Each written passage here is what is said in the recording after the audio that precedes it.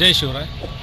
आमचे मित्र मनोज जाधव मेळशिंगा यांचे नवीन चॅनल यूट्यूब चॅनल आहे सत्यमेव जयते न्यूज. याचं उद्घाटन मान्य संघर्षयोद्धा मान्य मनोजदादा जरांगे पाटील यांच्या हस्ते मराठ्यांचे शक्तीपीठ आंतरवली सराटी येथे 17 ऑगस्ट 2024 रोजी शनिवारी झालेलं आहे. हे चॅनल सर्व वंचित घटक जे आहेत, आपल्या सर्व समाजातले वंचित घटक यांना बळ देण्याचं काम हे 100% चॅनल करेल.